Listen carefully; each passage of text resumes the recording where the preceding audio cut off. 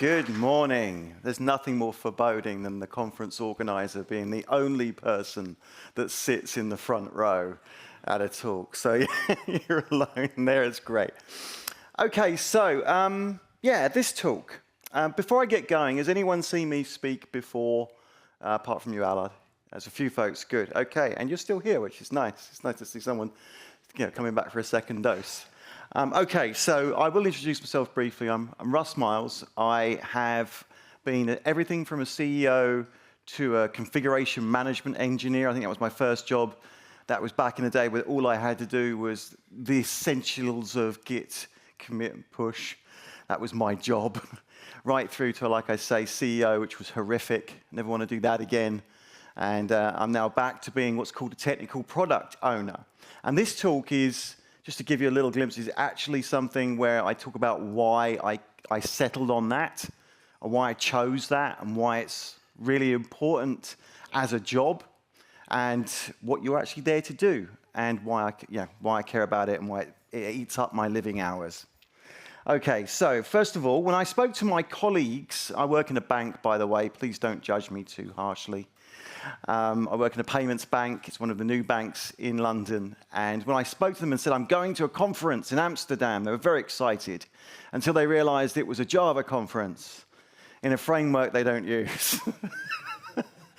And then I got this. I spoke to the, hang on, let's go there. I spoke to the head of data. And he said, what's the conference really about? And I said, it's about event sourcing. It's about events. It's about thinking in events when you build your system, something I'm very passionate about. I've been doing it for a long time. I'm pretty sure I've torn Allard's considerable ears off about event sourcing over the many years. And the actual reaction from him was interesting. Because, I said, is anyone doing any event sourcing here? Is there any stories I can bring to the crowd? And he said, we're not doing it enough. I thought there was so much in that sentence. He was desperate for the company to realize that they should be doing more event sourcing. He wanted the streams of data that he was managing and looking after to be as structured and useful as events can be. And he was hoping I'd come back with lessons from you about how he could begin to do it. So I'll be having some conversations hopefully later with you about what your experiences are, and then I'll be taking them back. I'll be stealing them is what I'm doing. So, okay, anyway, so I'm glad to be here, and my hope is that this talk excites you, inspires you to consider becoming a technical product owner if you're not one already. Now hear me out. All right? It sounds like I'm asking you to leave the code behind. I'm not. I'm an open source developer. I've been working in many languages for many different years, and I love it. However, I love product ownership more, although I hate the term. I'll explain why I hate the term in a moment. But my hope is you'll come away from this understanding why it's such a wonderful thing to do, and what it then leads to in terms of potentially what your organizations can get out of it. I'm going to talk about what a product is, because that's really misunderstood. And then I'm going to talk about what I do, which is called product ownership, but I'm not entirely sure I like the term. And before I get going, there's a little bit of a trigger warning on this talk. Okay, I say this because I gave a rough version of this talk a few weeks ago, just internally. And there were a few folks there that had similar stories to the one I'm going to share. If any of this does affect you, or it does trigger you, or you want to leave or want to talk to me about it afterwards, I'm here. All right, come grab me, we'll talk about it, it's no problem at all.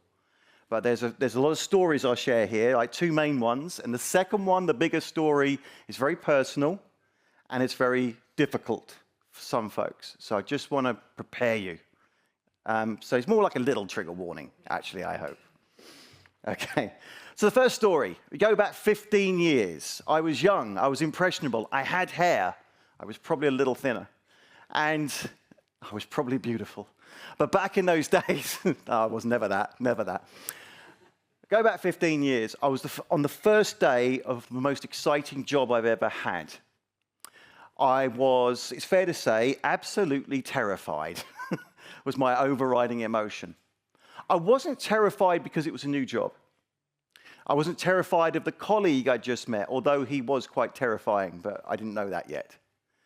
I wasn't even terrified that my first day was at a client site with a whole bunch of people I'd never met that were very similar to how you are right now, staring at me, expecting me to be an expert. I wasn't terrified by those things. I was young, I was confident, overconfident, I was arrogant. Some of these things haven't left me. But I was terrified when I was told I was going to be giving the first chunk of the course that I'd never seen.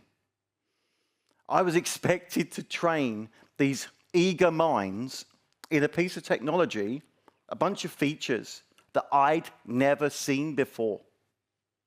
So that terror I felt was quite well founded.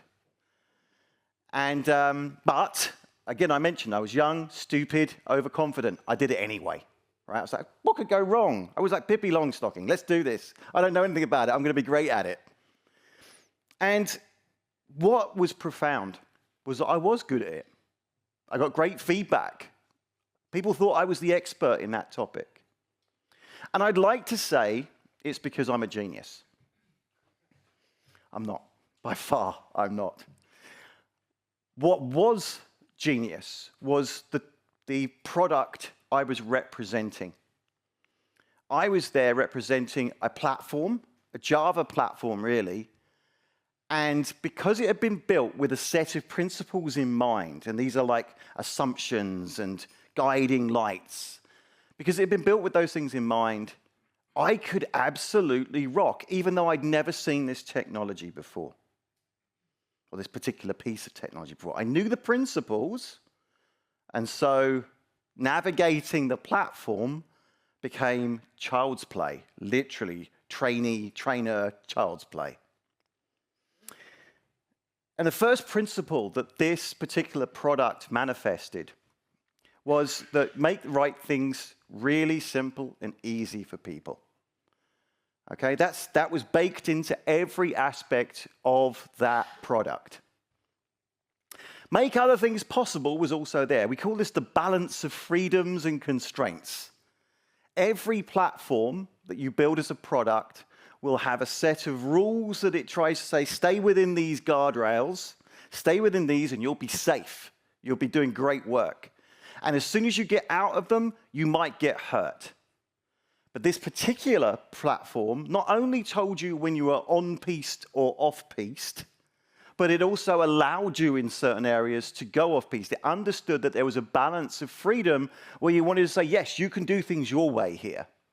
If you do things your way, you could get it wrong. You could shoot yourself in the foot. But we're going to allow you to because we believe in your freedom to do it there.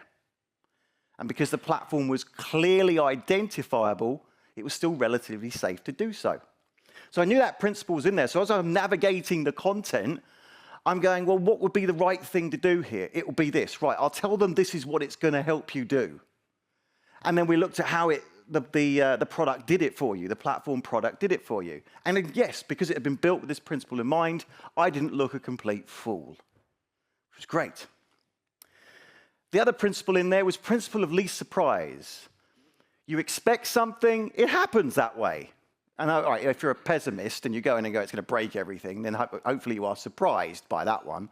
But in most cases, this is one of those things that can make you feel fabulous as a user and consumer of a platform. And by the way, Axon is a platform. This platform here, can anyone guess which one it was?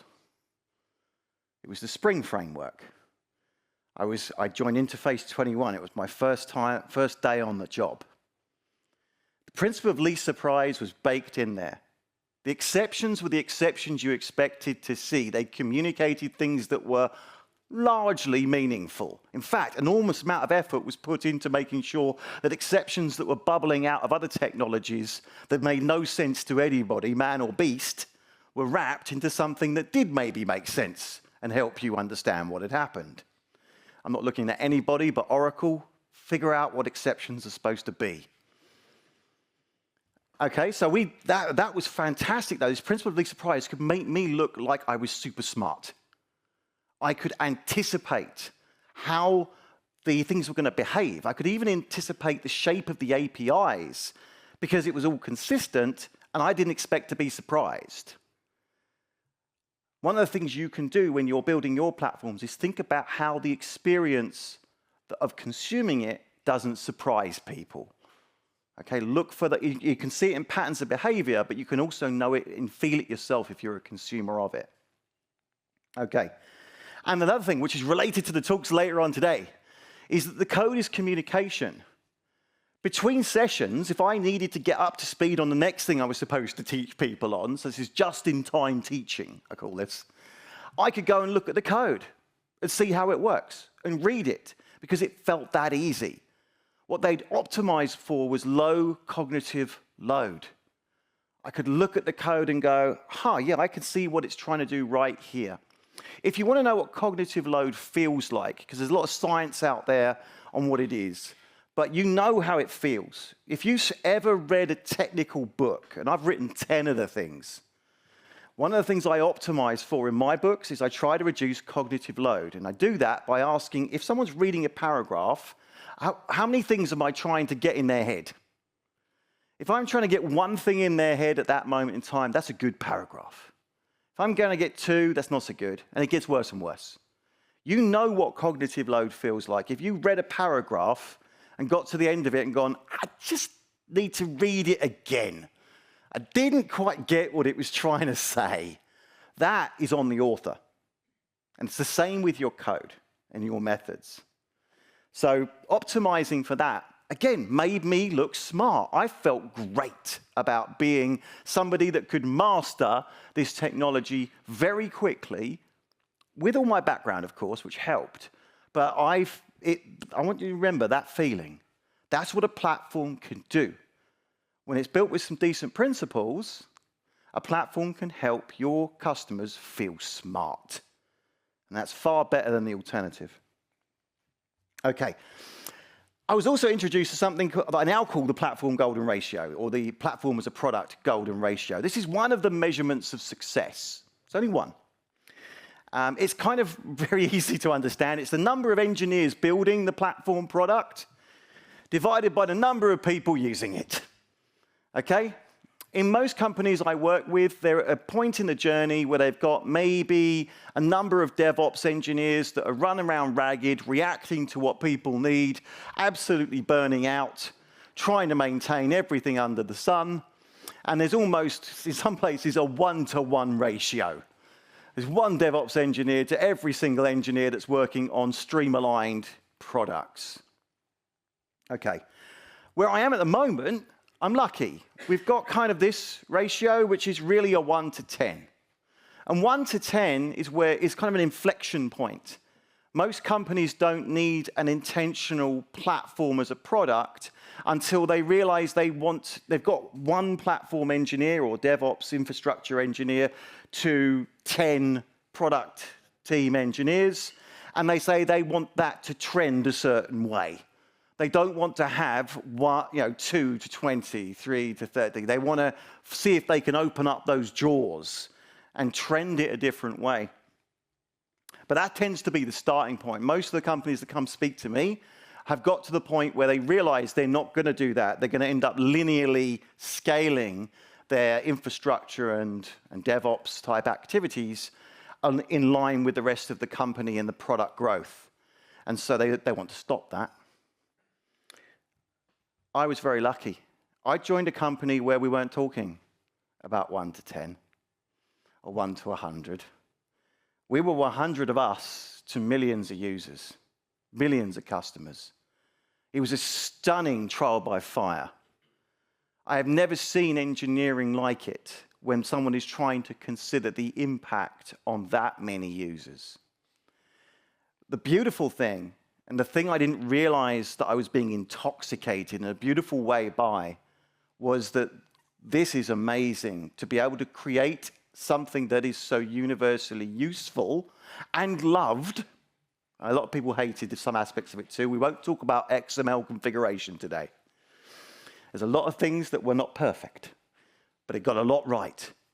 And that meant people loved it. And that meant it was incredibly successful, and it made some lovely people quite wealthy. But that wasn't the point. That metric was the beginning of the point. Okay, so we zoom ahead now to 2020. when most of us were probably thinking about more terror in the shape of COVID, the pandemic. Whilst the rest of the world was fighting one big C, I was fighting another one. I had to fight cancer. I got a cancer diagnosis. It was just sort of, I would say about a third into the pandemic. Difficult time to have a cancer diagnosis. And this part of the story is actually, it's part of a realization that happened to me. I suddenly had to ask a question in my life that I'd never asked before, which is, why am I here? Not here in Amsterdam. I know why I'm here because it's lovely and you're all lovely people. But why am I on this planet? What is my life worth? That question doesn't always come up. It does, or it has done in a lot of cases when I've spoken to people that have had a critical illness diagnosis. And that's what happened to me. And it's usually framed as, what happens if you survive? What are you going to do? What's going to be better in your world? What are you going to survive for? And I suppose I should have answered with things like, well, I'm going to survive for my kid. I'm going to survive for my dog. Probably more realistic. But no, none of those things actually bubbled up. It was more like, I don't know what I'm going to survive for. And so this is my journey through that. And the journey begins in this beautiful piece of architecture. It gets better because next to it is the Brighton Hospital, which is a monstrosity. It's this horrific multi-story beast. And this is kind of a wart attached to it, which is the Sussex Cancer Centre. And I was there for 6 weeks, this is my tale, in 6 weeks for chemoradiotherapy. If you haven't had chemo-radio before, thank goodness. Just to explain what it is, it's like the Big Mac of treatments. It's got everything in it. You get a little bit of chemotherapy, I used to call it the cocktail. You get a cocktail on one day and it softens up the cancer, and then over the rest of the week, they blast it with radiotherapy to see if they can get rid of it. It's wonderful. And they give you the weekend off, just to mention this, which is lovely of them, but except they don't tell you, they give you a double dose on Friday, so it ruins your weekend. It's like going back to being like 17, 18 years old, where you binge drink on a Friday and your weekend's ruined. That's what they do to you on this treatment. So I had 6 weeks of this ahead of me. And I was very lucky. On my first day in the chemo lounge, on the first Monday, I met Jules. If you've never been in a chemo lounge before, once again, thank goodness, but it's like an airport lounge where no one wants to fly where you're going. Everyone's quiet. If you've ever been to London and got on the tube, right, the underground, the subway, no one's got eye contact. Everyone's miserable. No one's laughing. Have you ever, just as an experiment, someone told me do this once, just to see what happens. Go on a tube in the morning and just smile at people. You get a lot of space. Okay. Well, I had a similar technique in the chemo lounge because I went in there with a rather perhaps naive, optimistic view that this was going to be an experience. And let's see what happens. And let's see what cocktails get delivered and all this sort of thing. I don't think I'd had many cannulas at the time. It was going to be entertaining. And in the silence and somber mood, I met somebody called Julie. She sat next to me. And the reason I met her is because she was the only one chuckling in the whole room. And she was chuckling because she was watching people move their machinery to the bathroom and stumble every now and then. She just couldn't help giggling at it. And I was giggling too, to be honest, because it was quite funny.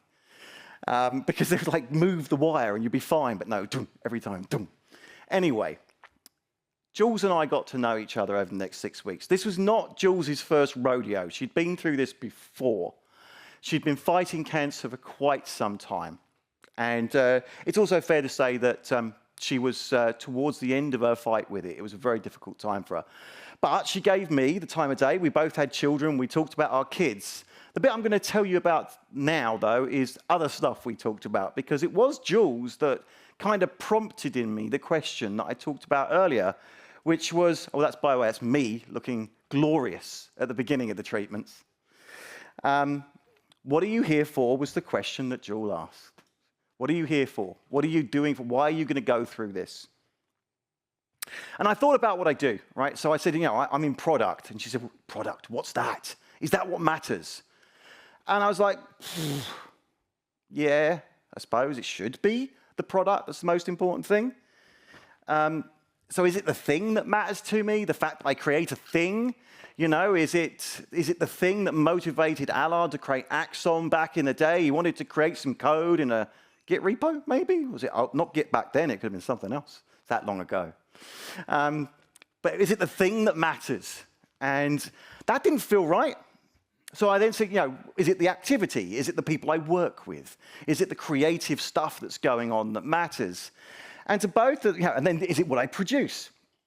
Or is it the fact that I'm an owner? Is it the fact that I'm leading, I'm in charge? Is that what matters to me? So Jules unpacked all this and was asking, is this what matters? She was getting a little frustrated because I spent most of my time turning around going, no, not really. Don't really care about any of that right now. Doesn't matter to me.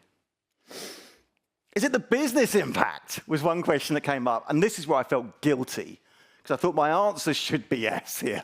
Really should. Someone's paying the bills. It should be yes. And unfortunately, no, not really. Not really. I am sure, and it's probably possibly why I didn't make a great CEO, I am sure somebody is caring about the business impact. Somebody is making sure that the products we develop, like in my bank at the moment, people are very passionate about payment schemes and payment functionality. I am sure. But it isn't what gets me out of bed. It's not the thing that makes me go, I'm spending my life well. So this left me with a bit of a problem in that I didn't really know what mattered. I did all these things, and they were all related quite strongly to the description of what I do for a living, but none of them seemed to necessarily connect well. I knew what I didn't want to do. What I've been doing for the last 20 years was making rich people richer, and I knew that didn't matter. I knew I didn't care about that anymore. So we raced to week 2. It's Monday again. I'm back in the chemo lounge. I'm starting to feel quite a lot of pain in my neck because they've been blasting me with radiotherapy for a week. But I come in with this, okay, I need to answer this question. And so I look at what I do for a living. What is the label? And the label is I'm a product owner. But I don't like owner, because owner sounds like dictator. Or at best, it just sounds so woolly, no one knows what I do. And weirdly enough, I sort of replaced it with a slightly more woolly word. I went for stewardship. What that means is I'm the product carer. I'm the product curator. I am the one that gives the biggest damn about what we build. Okay, that's all. That doesn't mean I have the biggest say. It doesn't mean that I am the loudest voice in the room, although, as you can probably tell, I probably am. But it does mean that I'm the one that is constantly thinking, how can this be brilliant? How can this be amazing? What are we missing that the product, the platform could incorporate to help developers' lives be easier? So I call that stewardship, is kind of what I do. And I said that's what I do, but again, is it really what I care about? It's getting closer. Jules then asked, what's it called? What is this thing you do? And I said, it's platform engineering.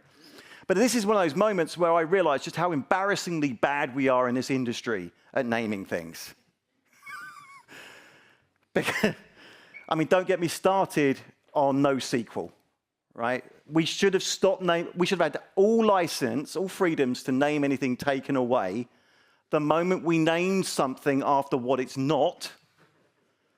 But not after what it's what it's not some of the time. Terrible, terrible discipline. Platform engineering is not quite as bad, but it's close. Because it isn't really about the engineering part. That isn't something that's most important to the platform that you're creating. Nor is it really the fact it's a platform. In fact, platform is one of those words that you say, I create a platform to somebody, and they go, oh, nice. Who even knows what that is? I'll tell you in a minute what I think it should be. But it's one of those phrases which, again, is so blurry because it misses the point. And Jules helped me find the point in it. She said, well, what does it change? By doing it, what is different afterwards? And I said, well, and this is what I gravitated towards, is the fact that when you build a product into the world, It brings change. And that's a really important thing to realize. It's not that the product is there, good luck. It should bring change. And when you know that, you realize why it's so important to understand the customers, because you want to shape the change with your product. Okay, you want to make sure the change is a net positive for the users, for the customers. So a product is change in the world. Every increment, every evolutionary moment with a product is change. And I had a metaphor for this. I called it the ski resort metaphor. That's what platform looks like when it's change. We go from what most of my teams were doing before, which is what I called search and rescue DevOps. It's like we've got a bunch of things people use, but we are constantly finding them and rescuing them from somewhere on the mountain. We've said, here's a mountain, go nuts. Oh no, we better go and find you because you're all dying on it. So we go from that, which is very expensive as a large-scale operation. We go from that to a ski resort. We tell you where you should be, where you're safe. We give you lots of places to do creative and interesting things safely. We give you après-ski if you're a stakeholder, so you can know that things are valuable and that you can pretend you're going skiing. So this is my metaphor for what a platform as a product looks like. An internal developer platform is like a ski resort, whereas before we had a wilderness. And we're doing this to create an environment where people can be creative safely. This was like profound when I talked to a lot of senior stakeholders in tech companies, one way or another. I say we're trying to help people be creative. That's a bit of a shock because they've bought into some of the old metaphors, like we're a factory. I remember that back in the day, we work in software factories because that sounds wonderful. Or we're on a production line. I actually worked in a factory on a production line. It was a beauty products factory. I had to wear a hairnet. That tells you how long ago it was. And it's soul destroying working on a production line. In fact, the very last thing you want is creativity. We used to have creativity for fun if we could get away with it to make the hours pass. But no, what we're doing when we do an internal developer platform is we're trying to create an environment where people can be creative and safe and thrive. People can do their best work they've ever done. So there's another principle for you. The metaphors really matter. The metaphor of factory is toxic. Has been toxic for a long time. The metaphor of production line isn't very helpful either. The metaphor of ski resort, I think, has everything. People are expected to have beginner slopes. They're expected to have some training, help them do well on there so they don't break limbs on their first go. And you even have off-piste if you must. So freedoms are still there, and hopefully you've put up some nice guardrails so that people don't drift into precipices. So the metaphors really matter when you're shaping a product. And this is what Jules understood from that, is that I create places for people to inhabit, because those 8 hours of the day that they're at the job, they're inhabiting that environment, and they're able to work really creatively and safely. That, to me, is a great definition of a platform as a product. That's what I'm trying to do. So yes, it's a habitat. But it's an interesting habitat because it's complex, because it's socio-technical.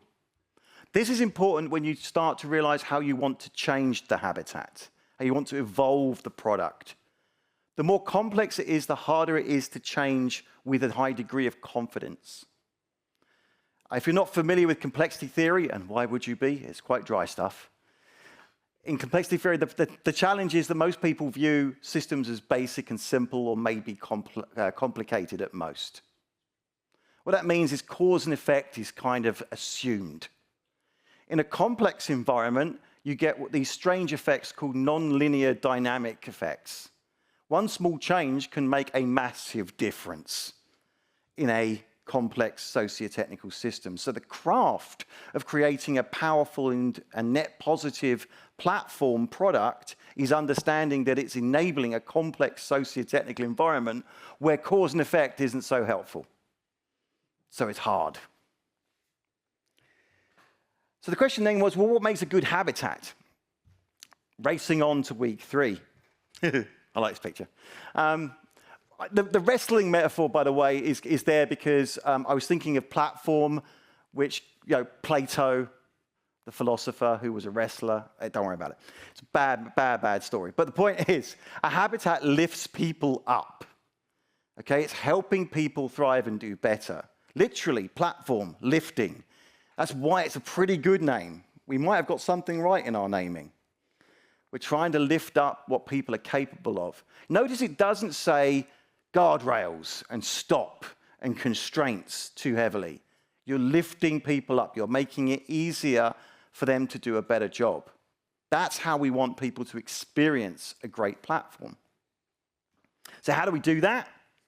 We remind ourselves that it's a creative endeavor when people are building products that requires confidence. Creativity requires confidence, or the suspension of fear, one of the two. Bravery is another thing.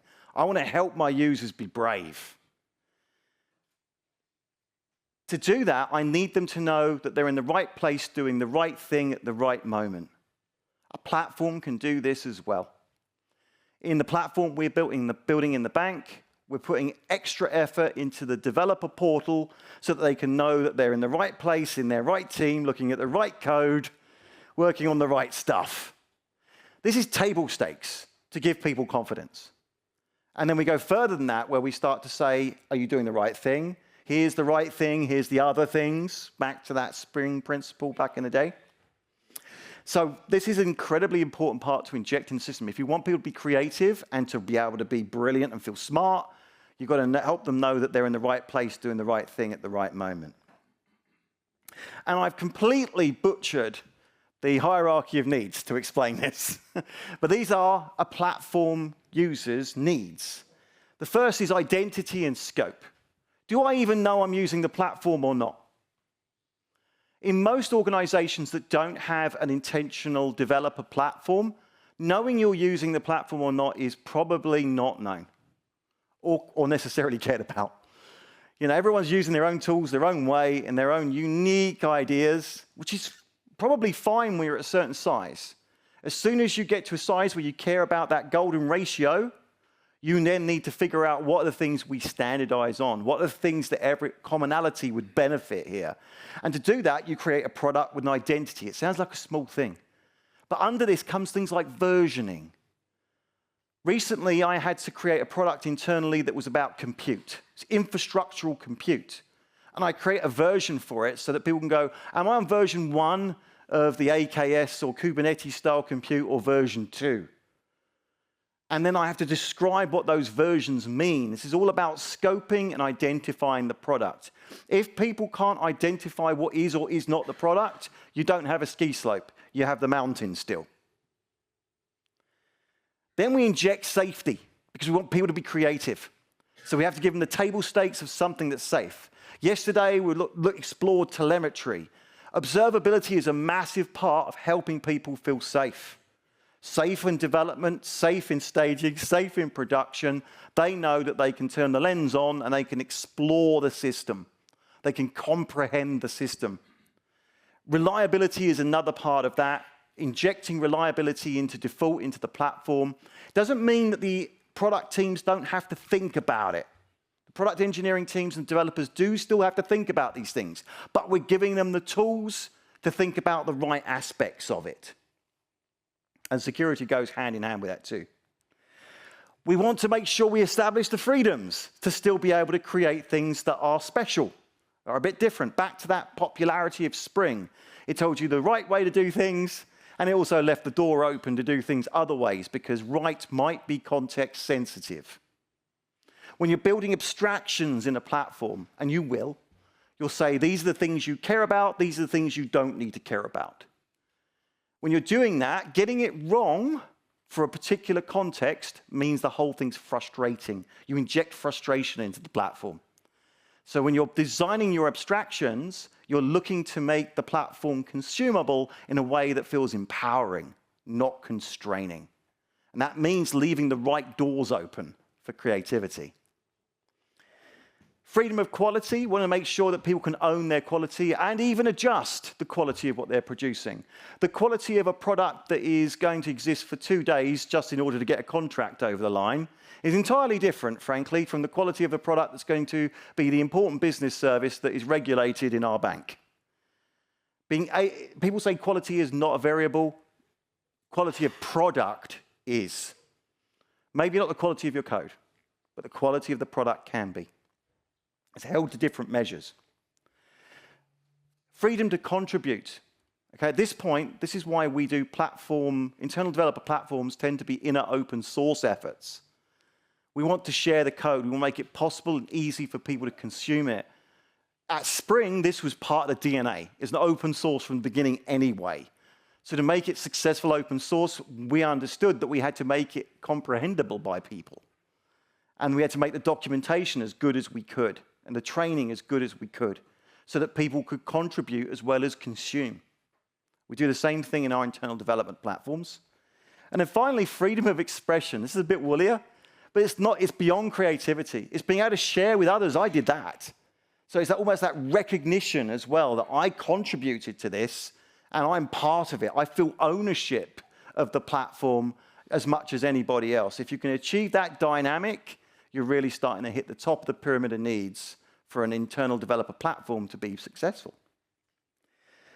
So some principles to throw at you now on that basis of that. First, you balance the freedoms and constraints to empower. That's related to the abstractions I was talking about. But then how do we tune the empowerment, right? So we're trying to empower people. How do we tune it best? Oh, why am I not charging?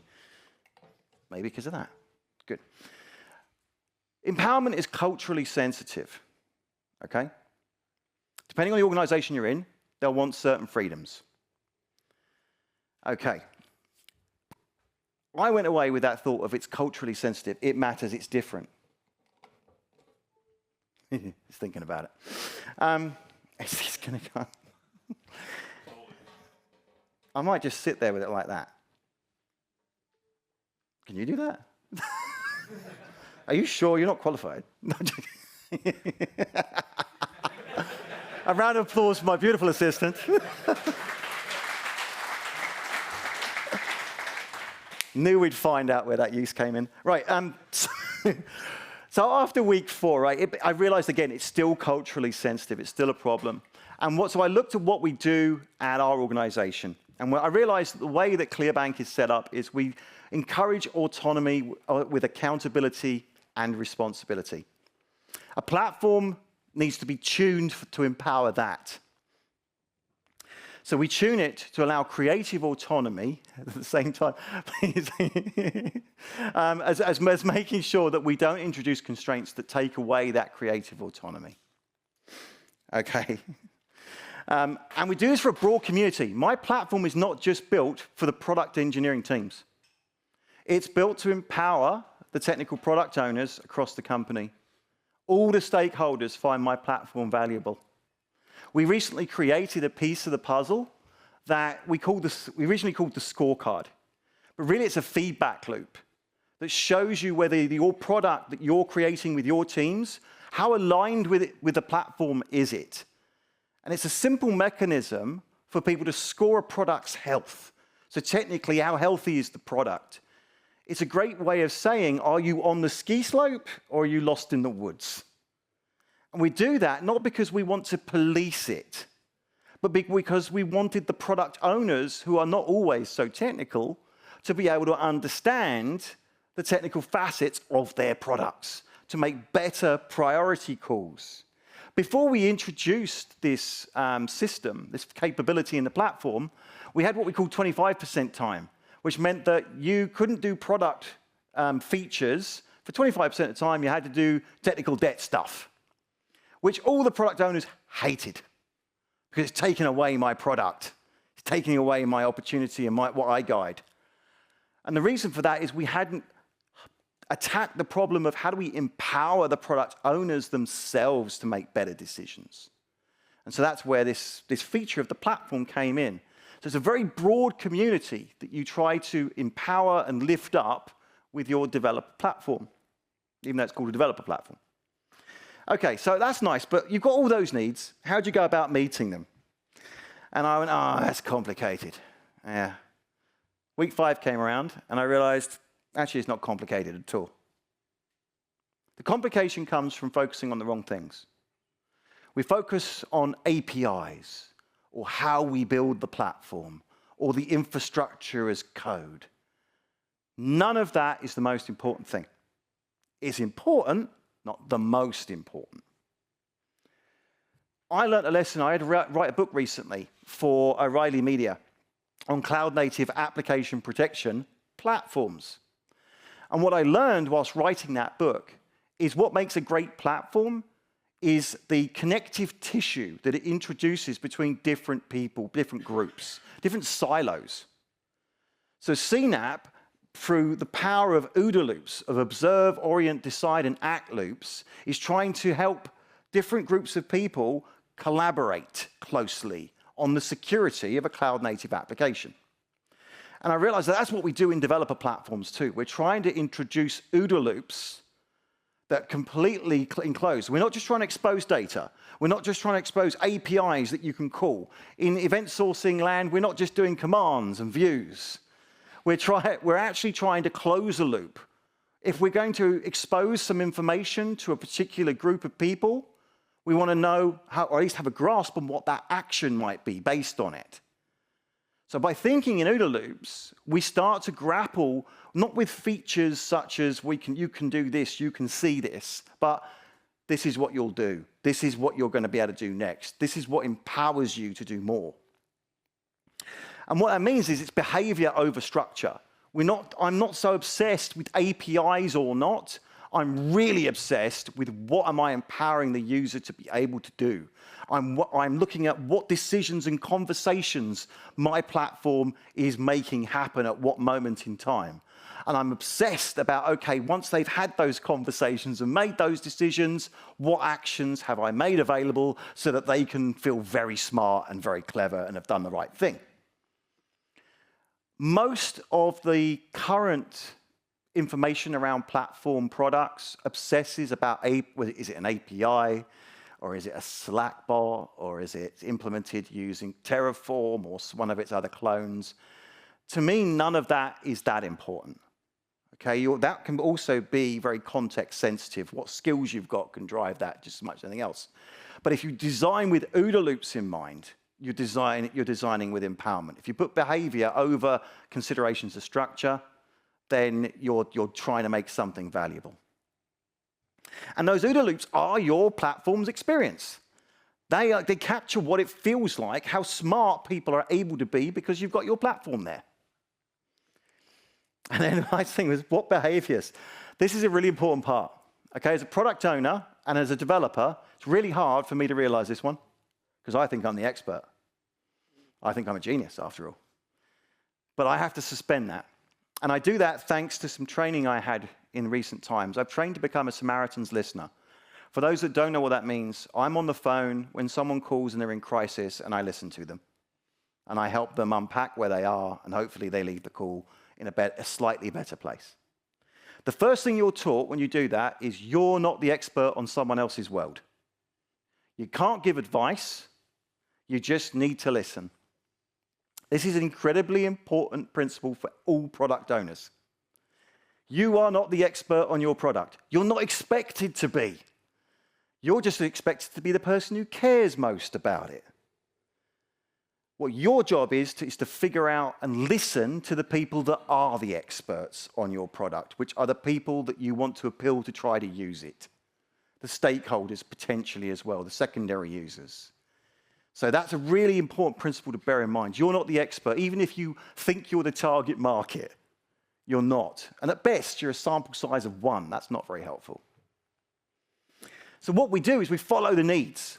Every single OODA loop that the platform introduces is meeting some of these needs. We also look to empower the accountability and responsibility. We look for shared responsibility across the platform. What are we asking the teams to take on? What is the platform product providing? What OODA loops are we enabling so that they can do it sensibly? We follow the cognitive load. I talked about that earlier. We look at what we're asking of our users. What are we asking them to hold in their minds at the same time that might make it difficult for them to actually explore and learn and feel confident? And we try and empower, we don't dumb it down. When I was taught to write a certain style of book way back in the day, Head First books. There's a series called Head First. And one of the differences between Head First and like the dummies guides was that Head First starts from, you're smart. We're going to make you smarter. Dummies starts from, you're dumb, and we're going to try and make you a bit less dumb. It's a very different principle. And I think it's also a little bit trite. I think there's a bit of competition between the two camps. With a platform, I'm firmly making you smarter.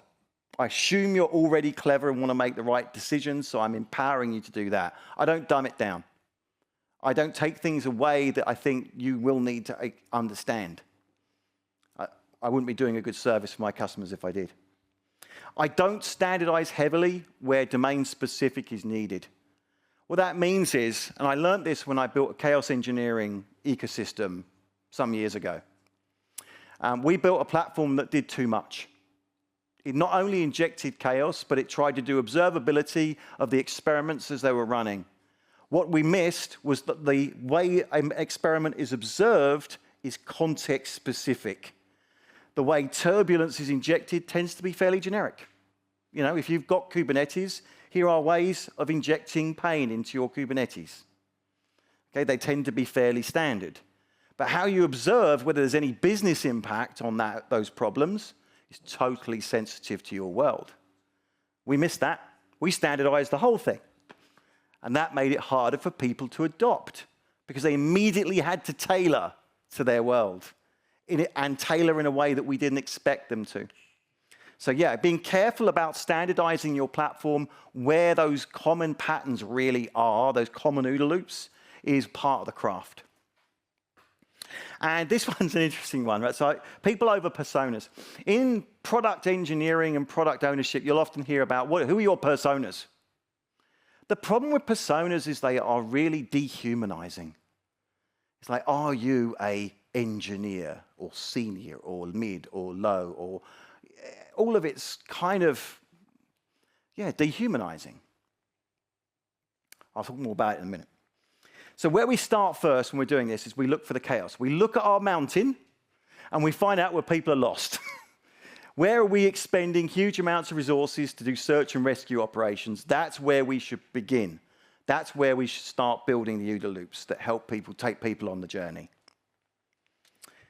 And the principle using that is there are no stupid users. They just didn't know where the precipice was.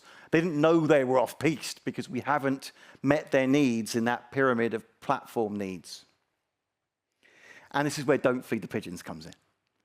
If there are behaviors you don't want people to do, if someone is turning up to your ski resort with a fire blower sort of contraption and going, this is how I get my kicks and my fun, you don't go, do you know what, we'll find a place for you. You go, no, this is not the place for you. This is not how we want you to behave. So we do have guardrails for that reason. Okay. Mapping the road ahead, everything is experiment-driven. Back to that principle of we don't know. We're working with a complex socio-technical system. Every part of our roadmap for our platform is experiment. We probe, we sense, we respond to it. We try things out. My product owners, when we're working on our platform internally, are constantly trying experiments, which leads us to a problem. We need to measure success in a complex socio-technical system, which is always unfortunate. Right, I've got to speed through now because I'm getting towards the end. It's complex and socio-technical. There are a lot of different frameworks out there for measuring success of a platform. All of them are valuable. In fact, recently I heard that quote at the bottom about the DX product, which is a platform for exploring developer experience. It's the most valuable thing we've ever done, I heard from a lovely company only a couple of weeks ago. Okay, the danger is, though, it's all dehumanizing abstraction and distraction. Back to those personas. It's great to have metrics. It's really important to have leading indicators of behavior. But we lose the stories. We lose the people in the mix. And the stories are how we make sense of a complex socio-technical system. It's when we want more stories like this versus stories like that, it's how we affect a complex system. So we can't lose them. We have to be careful of the fact that abstraction doesn't lead to compassion. If we're trying to create an empathetic, compassionate product, that meets all these needs of our users, abstraction can undermine that. The epiphany I had is that, well, my platform product is internal.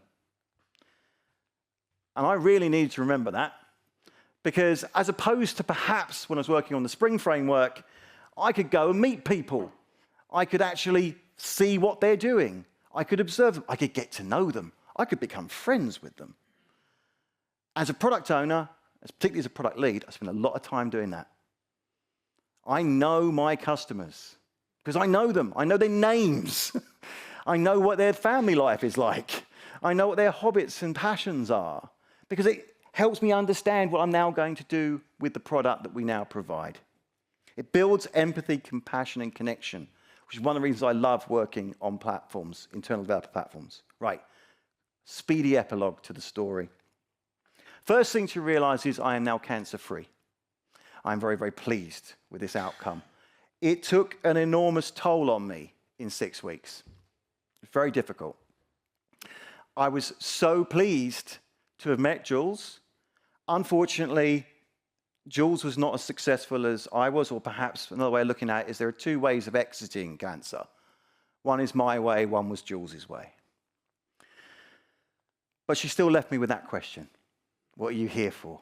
And after doing all this thinking and telling you all this story over these weeks and looking at these principles, I now knew.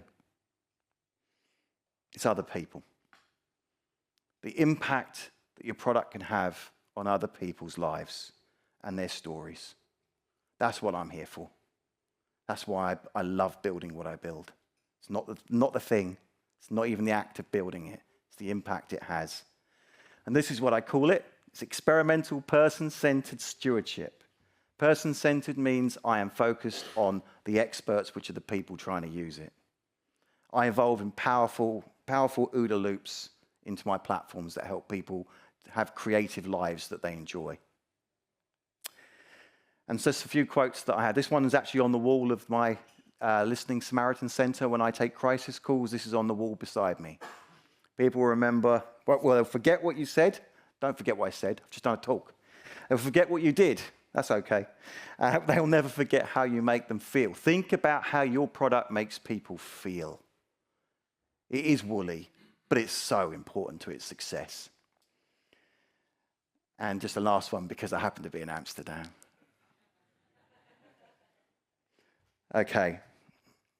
So a great platform saves lives. I know that sounds very, very dramatic. But it does. It saves people's time. It helps them be creative and thrive. Don't underestimate what you build. And we need you. We need product owners. We need technical product owners. Consider it as a career path. It's a wonderful one. I hope I've explained why I love it.